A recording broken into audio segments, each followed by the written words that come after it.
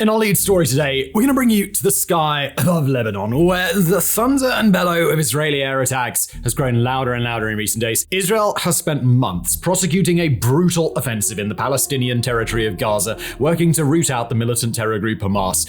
But for most of that time, Israel has also withstood nagging rocket attacks and skirmishes from a close Hamas ally. That ally, Lebanon's political and militant organization Hezbollah, has spent recent weeks escalating violence with Israel, and now Israel has responded with the beginnings of a larger air campaign in sovereign Lebanese territory. The latest rounds of back-and-forth strikes between Israel and Hezbollah began on the morning of Wednesday, the 14th of February, when Hezbollah launched a large barrage of rockets towards Israel. Their primary target was a military base in the town of Safed, approximately 14 kilometers, that's 9 miles, south of the Lebanese border in Israel. Multiple rockets struck the base, killing one Israeli soldier, Staff Sergeant Omer Sarah Benjo. It wounded 7 others. Another rocket landed close to the entrance of a local hospital in Safed, while still others threatened the border villages of Netua and Manara, although no civilian targets are known to have been hit. Hezbollah took credit for the attack shortly afterward, claiming it as part of Hezbollah's ongoing operations in support of the Hamas resistance in Gaza. Israel would retaliate on the same day. In a series of attacks carried out by fighter aircraft of the Israeli Defense Forces, or IDF, Israel hit alleged Hezbollah targets in several southern Lebanese towns and villages. Their targets ranged from military compounds to control rooms to so-called terror infrastructure, largely belonging to Hezbollah's elite Radwan commando units, whose well-trained operatives have been leading Hezbollah's charge along its border frontier with Israel. The airstrikes are believed to have killed a minimum of 3 Hezbollah fighters, including a prominent commander, Ali al-Debs, his deputy, and a third Hezbollah member. But these casualties wouldn't be the only ones. In the Lebanese village of Suanab, a Syrian woman named Rawa al-Muhammad was killed, alongside her 2 young sons, Hassan and Amir Mohsen. Video from the village showed at least 1 burned-out car and a destroyed building. Also killed were 7 civilians of the city Nabatea, all of them thought to be from the same extended family as the killed Hezbollah commander al-Debs. 3 of the deceased were children. In the wake of the Israeli airstrikes, Hezbollah leaders called for larger-scale retaliation, while one source interviewed by Reuters explains that while the attack and its civilian casualties still did fall within the unofficial, unwritten rules of engagement that have dictated Hezbollah's border violence with Israel, they nonetheless did constitute a significant escalation, which in turn would demand either a proportional response or an escalation by Hezbollah in return. For their part, Israeli officials expressed a similar sentiment that even these rather wide-ranging airstrikes represent only an incremental escalation in the violence. Said Defense Minister Yoav Gallant, quoting, "Hezbollah has gone up by half a click, and we have gone up by 1 step. But that is 1 step out of 10. And said Israeli government spokesperson Avi Hyman, the, quote, "message to Hezbollah has been and always will be, don't try us." As Defense Minister Gallant said at the beginning of the war, "We will copy and paste what we've done in Gaza to Hamas in Lebanon." But although both Israel and Hezbollah seem to agree that all-out war is not ideal, neither side has showed any intent to step down their hostilities the following day. On Thursday the 15th, Israel launched a second round of airstrikes across dozens of Hezbollah targets spread across the Lebanese southern reaches. Hezbollah would report 5 of their fighters killed in the strikes. Coming back the opposite way, Hezbollah would claim an attack on the Israeli city of Kiryat Shmona using what it said were dozens of rockets in a direct response to the Wednesday attacks. Alongside the continued attacks coming from both directions, international war observers noted how atypical it was that a city like Nabatea, where the 3 Hezbollah fighters and 7 civilians were killed, would be struck at all. Nabatea is not particularly close to the Israeli border, where most strikes and skirmishes have been contained, and it's not the first time that Israel has struck deep into Lebanese territory to kill a Hezbollah commander. In Lebanon, at least 200 people have died as a result of Hezbollah's ongoing violence with Israel, including 170 Hezbollah fighters, while a dozen IDF troops and several Israeli civilians have been killed. As the fighting gets worse, more and more people have been forced to flee both sides of the border, amidst widespread and justified fears in both Israel and Lebanon over what may come next. While it would certainly be unrealistic to expect that either Israel or Hezbollah would actively put a halt to their strikes while the other party appears to be escalating, it's important to emphasize that both sides are currently signaling an active interest in keeping the conflict going, if not escalating it even further. Said IDF Chief of Staff Houthi Red Sea, "There are great achievements striking Hezbollah in Lebanon, but we continue to operate. This is not the time to stop. We are intensifying strikes all the time, and Hezbollah are paying an increasingly heavy price." Hezbollah's leader, Hassan Nasrallah, seemed to agree in his own statement, "To those who threaten us with a widening of the war, if you widen, we will too. Those who think the resistance might be afraid are very mistaken." Most concerning of all is the prospect that Israel might begin to target not just Hezbollah fighters and infrastructure, but Lebanon's national military as well. Until recently, that was more of a theoretical concern than an immediate one. The sort of thing that just about everybody agreed would be a problem, but close to nobody seemed to believe was at the top of the priority list. But, well, that all changed in the direct aftermath of the February 14th airstrikes, with a statement from Israeli Emergency War Cabinet member Benny Gantz, quoting, "It is important we be clear. The one responsible for the fire from Lebanon is not only Hezbollah or the terrorist elements that carry it out, but also the government of Lebanon and the Lebanese state that allows the shooting from its territory. There is no target or military infrastructure in the area of the north and Lebanon that is not in our sights."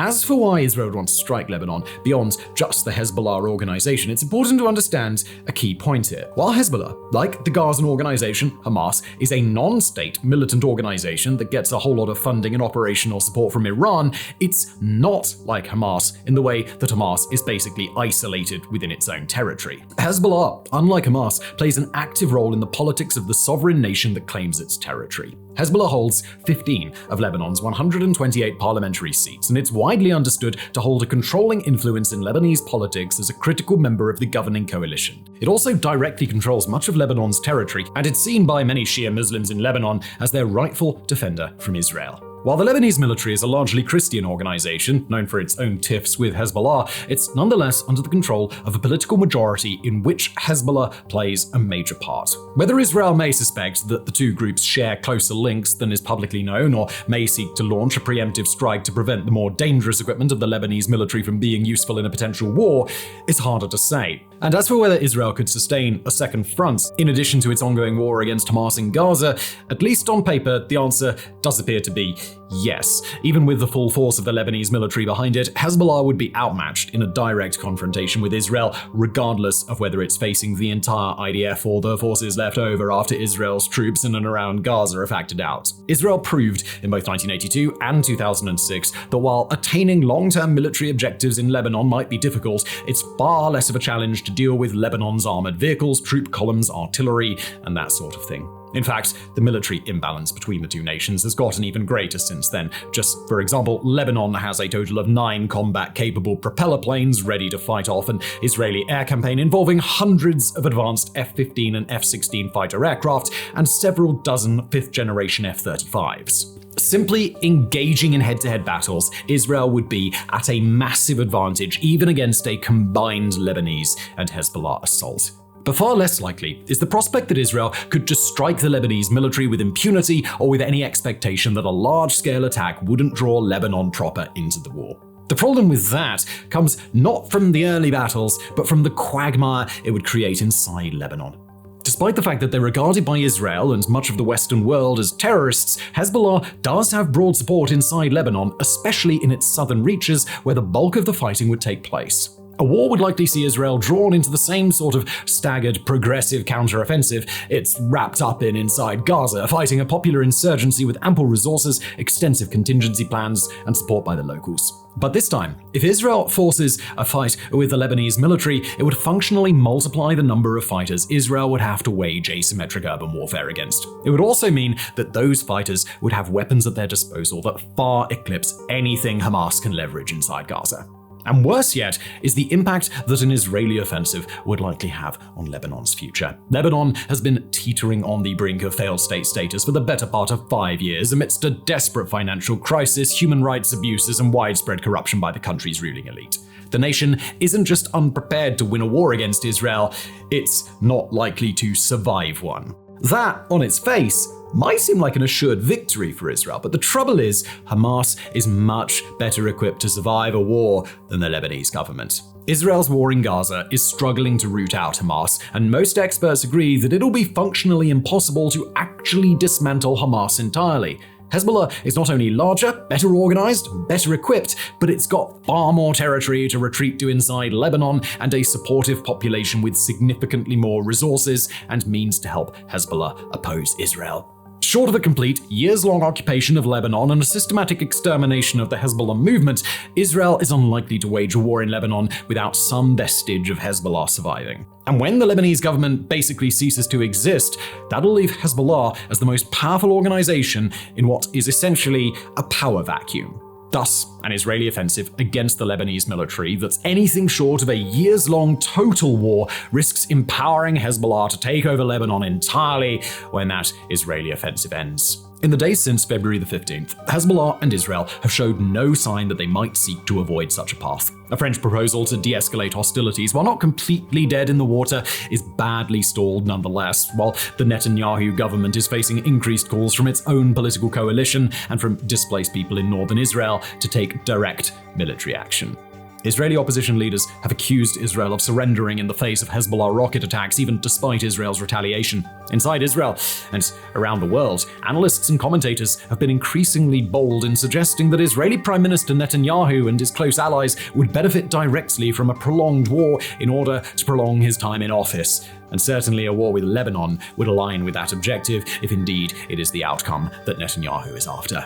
And Hezbollah, as we described, would stand to gain in the long term from a war that eviscerates the remnants of the Lebanese government. As expected, the violence has only continued. On February the 19th, Israel struck what it claimed were weapons depots in the coastal Lebanese town of Gaza near the city of Sudan, a full 60 kilometers, 37 miles north of the Israeli border. 14 people, mostly Syrian workers, were reported injured according to Lebanese security forces. That strike too was a response to a Hezbollah drone that had flown into Israel and exploded, and on the same day, Hezbollah claimed responsibility for attacks on 2 Israeli outposts near the border. And on Wednesday the 21st, Israel launched attacks on Hezbollah command centers and infiltrated border regions, while Hezbollah conducted rocket attacks on Israeli settlements and ordered a cell phone blackout among its own personnel to hide the whereabouts of key leaders and commanders. Of course, all sides continue to insist that the escalation is several steps short of an all-out war, but their actions increasingly tell a different story. And now, let's talk about Ukraine entering Sudan's civil war. Now, with the landscape not so completely different, you could be forgiven for thinking that you were watching footage from the Ukraine war. After all, the videos have the hallmarks of kamikaze drone attacks published by both Kiev and Moscow. The grainy footage shot from on high, the way the camera moves across a shattered landscape before diving toward its target.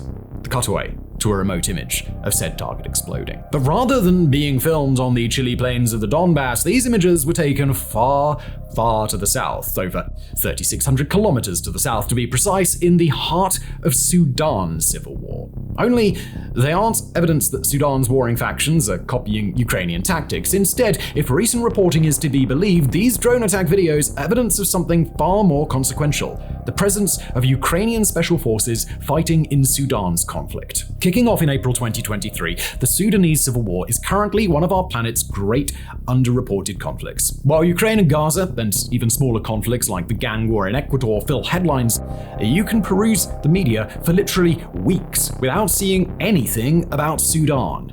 This is in spite of the war's sheer brutality. With up to 15,000 dead and over 10 million displaced, the conflict ranks among the worst in the world. At its heart lies a power struggle between 2 factions: the Sudanese Armed Forces, SAF, under General Abdel Fattah al-Burhan, and the Paramilitary Rapid Support Forces, or RSF, under a commander known as Hemedti. If you want more details, we did a full video on the war's backgrounds and lack of media coverage all the way back in November. For today, though, we want to zero in on the unlikely appearance of Ukrainian special forces in that conflict. An appearance that is mostly visible thanks to videos posted online. Oftentimes, these videos take the form of first-person views of drone attacks. First emerging in September of 2023, these videos have since evolved on social media into a tiny subgenre, one in which cars are chased through desert landscapes before being spectacularly destroyed, or viewers are given a tour of Khartoum's skyline before the camera smashes into a building. But it's not only drone videos that suggest a Ukrainian presence in Sudan. There are videos out there of pale-skinned snipers taking shots, of commandos directing fire against distant buildings. And then there's the prisoner video. If you've heard about this story before, it's likely due to this one 82-second clip. Published by the Kiev Post on February the 5th, it shows a soldier with Ukrainian patches talking to 3 captured kneeling men. 2 of the prisoners are dark-skinned and describe themselves as locals, but one is a white man speaking Russian. As the camera rolls, he identifies himself as a member of PMC Wagner.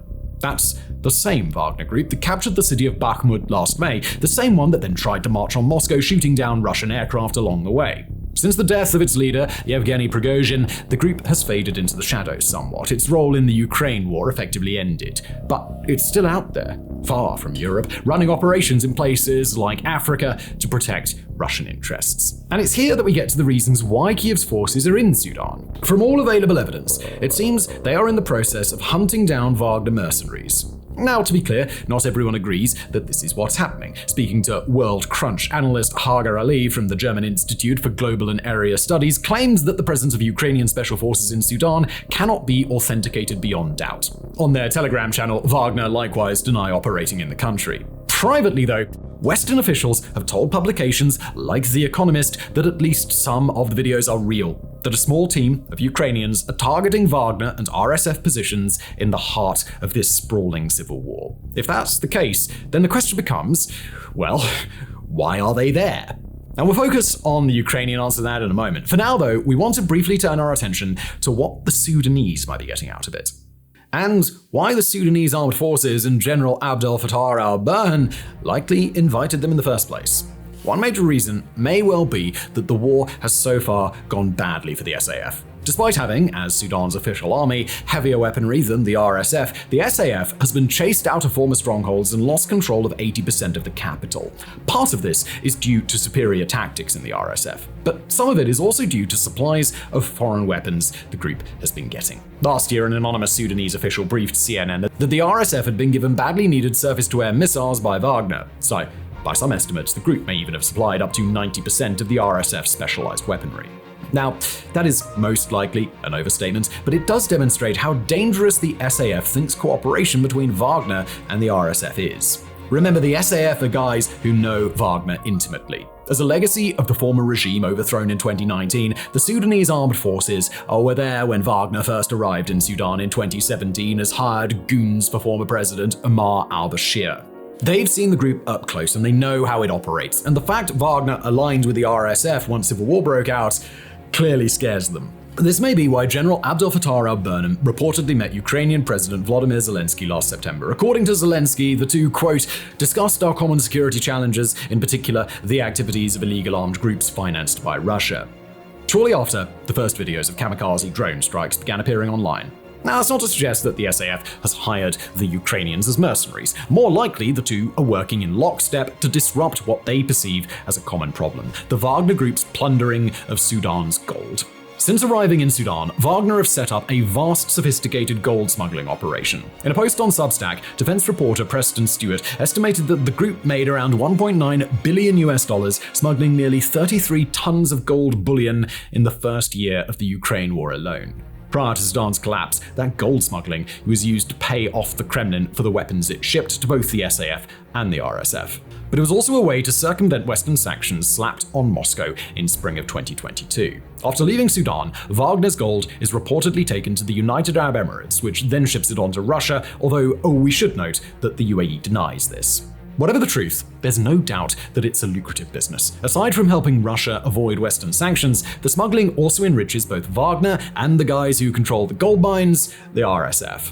According to Africa Defense Forum, quote, gold smuggling via the UAE has made the RSF commander General Mohammed Hamdan Hameti Dagalo one of Sudan's richest men and enabled him to finance the RSF's battle for supremacy. In other words, both Ukraine and the Sudanese armed forces would benefit from any disruption to this trade. And disruption seems to be exactly what Kiev is aiming for. While the raids special forces are executing seem to be small scale, damaging this trade will rob Russia of a valuable source of income, while also damaging the RSF's ability to fund itself. As such, it's easy to see why Zelensky and General Abdel Fattah al-Burhan may have agreed to work together. Yet there are likely other things Kiev hopes to achieve in Sudan. Things that are both practical, but also psychological.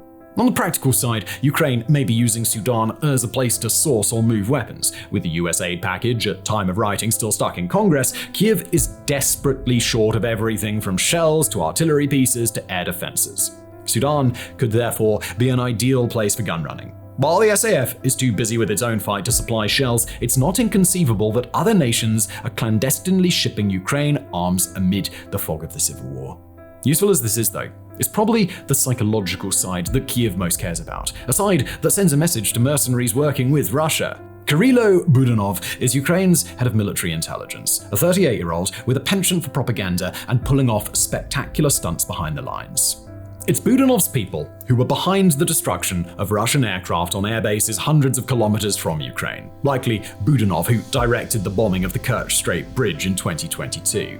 In short, his remit is to conduct asymmetric attacks that embarrass or weaken Russia far from the battlefield. Hence the close attention paid to his statement in May of 2023, quote, "We will eliminate all Russian war criminals in the world, no matter where they are."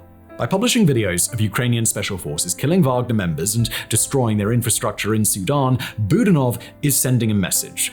One designed to put the fear of God into anyone helping the Kremlin from abroad. A message that simply says, you are not safe.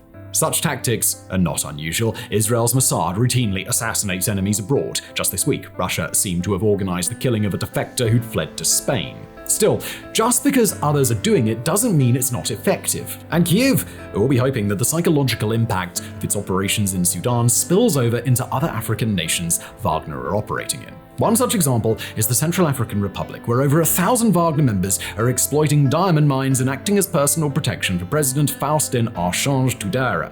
But it also includes countries such as Mali and Libya, where the mercenaries have a more limited presence. The hope might be that other African governments flirting with the idea of employing Wagner start to think twice. After all, for all the setbacks Ukraine's army may be suffering on the ground, its special forces and intelligence agencies remain capable of carrying out spectacular acts of assassination and sabotage. Still, we shouldn't oversell this. While it's both useful for the SAF and unnerving for Wagner that Kyiv has entered the Sudan conflict, we shouldn't expect it to alter the outcome of either war. As great as disrupting the flow of gold to Russia is, the Kremlin still has other ways of circumnavigating sanctions. Depriving it of this income will have benefits around the margins, but it won't change what's happening in Ukraine. Likewise, while the RSF benefits from its Wagner connections, it's not being propped up by the group. Even if Kyiv succeeded in eliminating every single Russian mercenary in Sudan, the conflict would keep grinding on.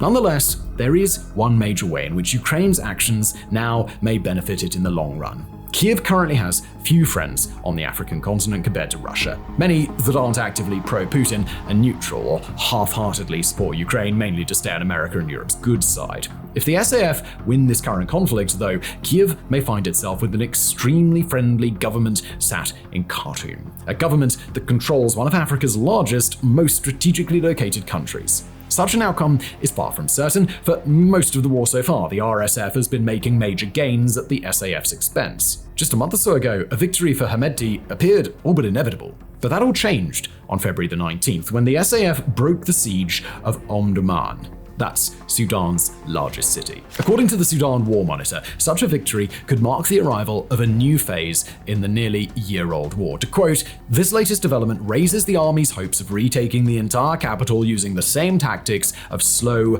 grinding urban warfare." And to be clear, this isn't something that you should be celebrating. Both the RSF and the SAF are run by bad dudes who overthrew a civilian-led government and are both guilty of horrific war crimes, and in the case of Hemedti, orchestrating the Darfur genocide. In the cold logic of diplomatic relations, though, an SAF victory may give Ukraine a new and much welcome ally in Africa. It may not be likely to change the course of either war, but Ukrainian operations in Sudan may yet help shape the eventual peace.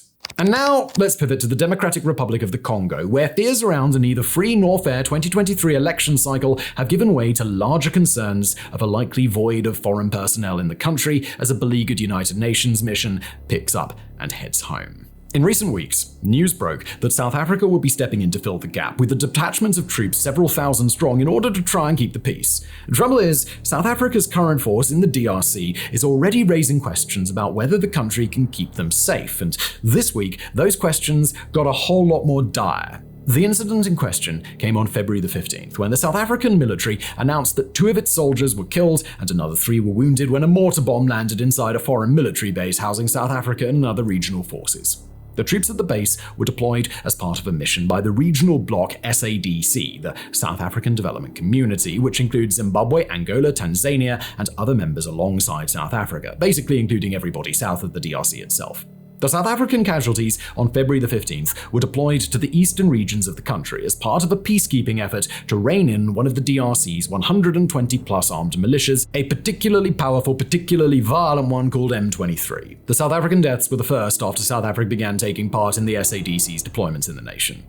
No matter the context, the deaths of South African troops on a mission where no troops had yet perished would come as difficult news for the nation, but it was made all the more relevant by an announcement just 2 days earlier, made on the 13th of February by South African President Cyril Ramaphosa. According to Ramaphosa, via a press release, South Africa has made plans to deploy a contingent of 2,900 additional soldiers from its own military to the Congo to aid in the fight against rebel groups in the east. Those soldiers are expected to travel to the Congo very soon, although they weren't believed to be present yet when the 15th of February attack took place, and they're scheduled to remain in the DRC through the end of 2024. They'll be joined by troops from Malawi and Tanzania in hopes that the combined force can bolster the SADC's current deployment and lock down the violence in the country's east. When they arrive, the South African troops will take over for the UN's 17,000-strong peacekeeping force, known as MONUSCO. This included some 12,300 troops and 3,000 civilians, and had been ongoing in the Congo since 2010. The Congolese government had been working to push MONUSCO out for a few months, calling out its failure to protect civilians from the Congo's ongoing rebellions and armed conflicts. Just a year later, 56 people were killed in the country's east during government crackdowns against a violent anti-UN demonstration. South Africa will also attempt to assume the duties of East African Community Regional Force, a short-lived intervention by the East African Community Regional Bloc, which includes Kenya, Uganda, Rwanda, and a handful of other nations. That operation lasted all of 18 months, and it's likely to be pushed out soon, owing to its lack of willingness to engage in any offensive operations against the DRC's militias and rebellions. So, by now, it should be plainly obvious that South Africa's troop deployment, no matter the circumstances, will be swimming against the tide in the Congo. The SADC, and South Africa in particular, are making their best attempt to accomplish a mission that's foiled both the UN and their African compatriots from the EAC. Not only that, but they'll be fighting an uphill battle against popular sentiment in a country where people are weary of foreign intervention and are well aware by now that foreigners are present not to protect the public, but to protect the Congo's resources so they can be continually exploited. This is a place where violence escalates despite international intervention, and often in direct response to it. So for South Africa's announcement of an increased troop presence to be followed just days later with the deaths of South Africans on their military bases in the eastern DRC is a bad omen whichever way you slice it. And according to broad sections of the South African opposition, it's not an omen at all. The criticism in question comes from the Democratic Alliance Party, South Africa's main political opposition party. According to them, the Ramaphosa government has not just placed its troops in harm's way, but has sent South Africa's currently deployed soldiers into the Congo unprepared. Said the party in a statement immediately after the South African troops were killed, referencing Ramaphosa's announcement of increased deployment just 2 days prior, quoting, "2 days ago, we warned him against deploying more troops in the eastern DRC for the simple reason that the SANDF does not have the capacity to effectively pursue an anti-insurgency campaign against the M23 rebels, and neither does it have the prime mission equipment to support the ground forces."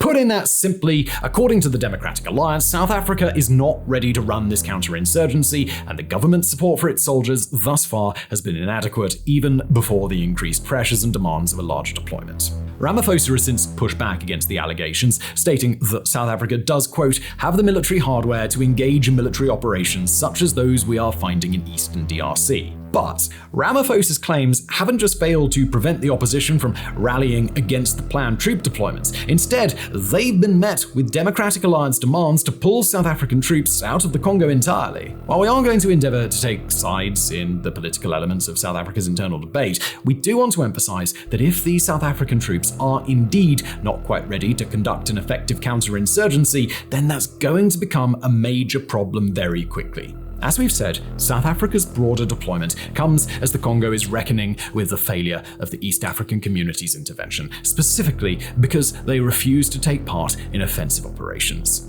The idea that South Africa would be willing to strike out militarily in large-scale offensives against the Congo's rebels is almost certainly going to be a prerequisite if they're going to be deployed there. Although we can't say for sure, it seems highly unlikely that the Congolese government would have accepted news of South Africa's new deployment without at least some expectation that South Africa will attempt a counterinsurgency, meaning that the Ramaphosa's government's claims of readiness will be put to the test sooner than later. In regard to the soldiers killed on February the 15th, their bodies have since been returned to South Africa, a process that has only swelled the controversy of the last few days. The soldiers themselves have been identified, but the group responsible for their deaths, even a week after the mortar strike, well, South Africa has been unable to ascertain whether the mortar had come from M23 or another militia or rebel group nearby. Critical details about South Africa's deployments, like how many troops were already present in the Congo or when this new wave of 2,900 is scheduled to arrive, are still missing. Opposition calls for restraint are only growing, with leaders now raising additional concerns that South Africa's troops are improperly trained, that a lack of air power in the deployment will leave troops vulnerable, and that the deaths of the 2 men killed in the mortar strike last week were avoidable. Beyond South Africa, the deteriorating situation in the DRC has involved rapidly intensifying violence in the country's eastern regions. On the same day that the South African troops were killed, another 12 people were killed and 16 kidnapped at a gold mine. The attacker, in that case, wasn't M23, but another group called CODECO, a loose alliance of ethnic Lendu militias that frequently targets mineral and gold-rich areas of the country. M23 is believed to be stepping up its offensive too, and setting its sights on the city of Goma, a major population center that it's held in the past. And the Congo's regional violence is taking place in very close proximity to South Africa's troops. The 3 troops injured on the 15th of February were taken to hospitals in Goma for urgent treatment.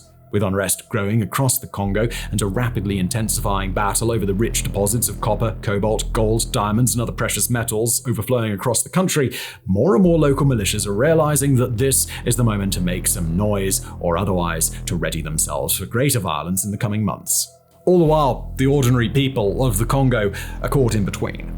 Before 2024, the number of displaced people in the Congo was generally estimated somewhere around 6.9 million, but over the last 3 months, that figure has likely crested to over 8 million. And while those civilians and the 2 million plus who may soon be surrounded in the city of Goma stand to possibly have their lives saved by an effective foreign intervention, we've also got to emphasize just who South Africa will be supporting here. The latest South African deployment, as well as the SADC's broader mission in the Congo, is generally supportive to the DRC's government in Kinshasa. Led by President Felix Tshisekedi, who recently cruised to a re-election in December, marred by a whole range of major problems, the DRC's government is regularly accused of major human rights violations, deep corruption, and inaction on a starvation crisis facing much of the nation's displaced population. However, Tshisekedi's government is still seen as the best and most effective stabilizing force for the DRC.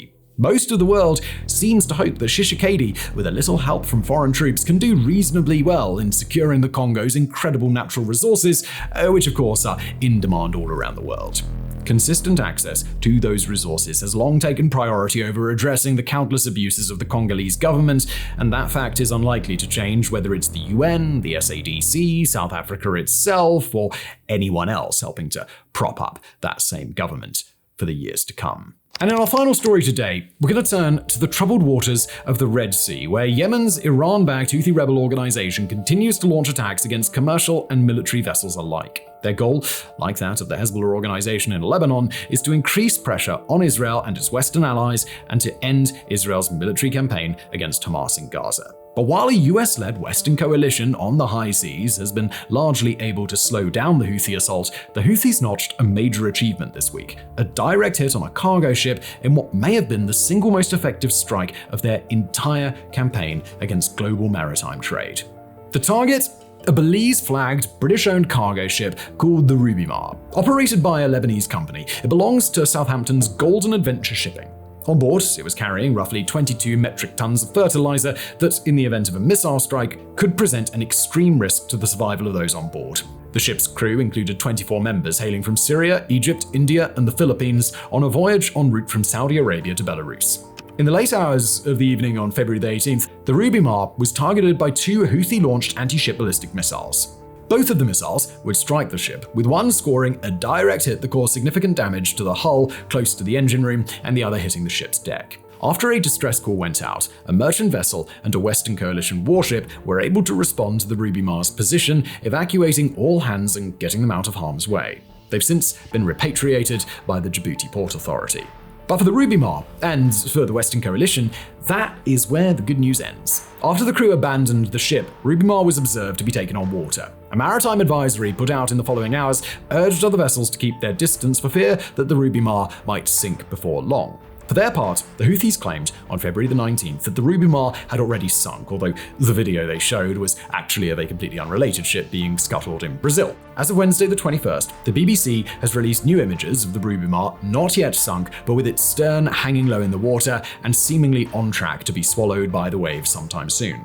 The ship's owners have confirmed that while there are plans to tow the Ruby Mar to port in Djibouti, it may still sink before the intervention begins or on the way, and that's before we consider that the Houthis may choose to attempt another strike on the ship while it's vulnerable, finishing the job and notching their first land-to-sea destruction of a vessel since their attacks against Red Sea shipping began. And those aren't the only successes the Houthis have claimed in recent days. Alongside the strike on the Ruby Mar, the Houthis took credit for attacks on 2 US-owned cargo ships in the Gulf of Aden, the Sea Champion and the Navis Fortuna. According to Greece's shipping ministry, providing information to Reuters, the Sea Champion wasn't hit directly, but each of the 2 missiles launched at it exploded between 10 and 15 meters away from the ship, causing minor damage. The Navis Fortuna was struck by a one-way attack drone, although it reported only minor damage and no onboard injuries, enabling it to continue its journey.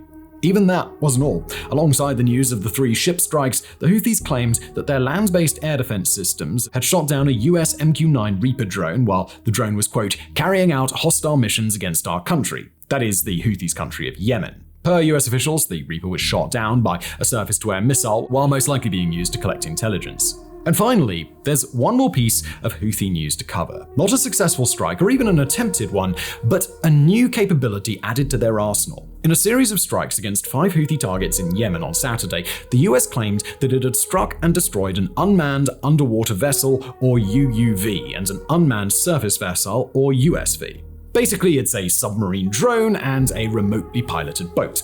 While the destruction of these 2 unmanned vessels is certainly a small win for the Western coalition, they confirm a potential next step by the Houthis that global analysts have feared might be coming for some time now. Once thought to be a rather niche, minimally relevant piece of tech, maritime drones have gained a devastating reputation during the ongoing Russian invasion of Ukraine, where Ukraine's surface and subsurface naval drones have wrought havoc across Russia's Black Sea fleet. In the Red Sea and the Gulf of Aden, they've been viewed as an increasingly obvious next step for the Houthis to take, and one that could well be within their reach if they chose to make an attempt to use them. And even if the US could hypothetically confirm that the USV and UUV it destroyed were the only ones in the Houthi arsenal so far, which, by the way, they can't, then it would still indicate that the Houthis are moving to change their strategy and adopt what could be an even more lethal weapon. If the Houthis do manage to build or come into possession of a fleet of sea drones, be they surface vessels or underwater ones, the risks the Houthis would pose to maritime trade and military targets would grow significantly. While modern militaries are well equipped with the technology needed to identify and intercept ballistic missiles and aerial drones, they're much less equipped to deal with naval drones. Even the surface vessels typically have a very low profile in the water, are harder to spot on radar, and are painted so that when they attack at night, they're practically invisible. Subsurface drones are even harder to deal with. Packed with explosives, these sorts of drones are far better equipped than aerial drones or missiles to rip a hole through a ship's hull at or below the waterline, which in turn dramatically raises the risk that these ships could sink. They're easier to launch in swarm attacks or send out into open water to be allowed to drift even for days before they're reactivated just in time to blow up a passing vessel. All these tactics and techniques, Iran's Revolutionary Guard Corps are believed to be more than able to help the Houthis figure out. Broadly speaking, the situation in the Red Sea is not looking good for the Western coalition trying to rein the Houthis in, and least of all for the United States, who've led the charge on a retaliatory air campaign that was supposed to knock out the Houthis' capabilities. On Tuesday the 20th, US Central Command announced that the US had intercepted a total of 15 Houthi missiles and drones in the prior 24 hours, a clear indicator that the Houthis have more than enough of both to keep launching them at high rates. The direct hit on the Ruby Mar is now a clear confirmation that direct and heavily damaging hits on cargo ships are possible, even to the extent that they could be at risk of sinking. That new precedent will likely lead to even more ships avoiding the Red Sea, while the insurance costs for companies that do send their ships through are likely to grow even beyond the crippling costs they've already skyrocketed toward. The help coming from the European Union is limited at best, as evidenced by the EU's most recent mission to help out, a total of just 4 military vessels, 1 each from France, Italy, Germany, and Belgium. All the while, the Houthis continue to gain clout among their own community in Iran's broader network of support, and they continue to gain unofficial but very real recognition from the international community as the force that really runs Yemen. The last few rounds of US strikes against the Houthis, while certainly not nothing, are of the same scale that has thus far proven not to be enough to affect change on the ground, and yet there appears to be no sign of either a more direct intervention against the Houthis on the ground or an effort to draw down hostilities without further violence. As the Houthi strikes continue to rock the Red Sea, the region appears to be settling into a new status quo, one in which rebel attacks on ships certainly aren't preferred, but they're increasingly weathered as the price of doing business. Without significant action in any direction from the US, Europe, India, the Gulf states, or anybody else in and around the Red Sea, it's the Houthis who will continue to have the initiative, pushing the envelope so that once ships really do start sinking, a couple of intercepted missiles each day will simply begin to seem normal. Add new Houthi capabilities to that equation, and the table is set in the Red Sea for increasingly devastating attacks which now appear to be imminent unless the global West can take action and prove otherwise. In the coming weeks and months, we're going to return to more news on the Houthi strikes in the Red Sea as they happen, and we'll update you with news of the Western intervention to stop them. We'll continue to report on the prospect of an Israeli war against Lebanon, the fascinating involvement of Ukrainian special forces in Sudan's civil conflict, and the status of South Africa's controversial intervention in the DRC, alongside all the other wars and flashpoints across the globe. Until then, signing off, and thanks for being here.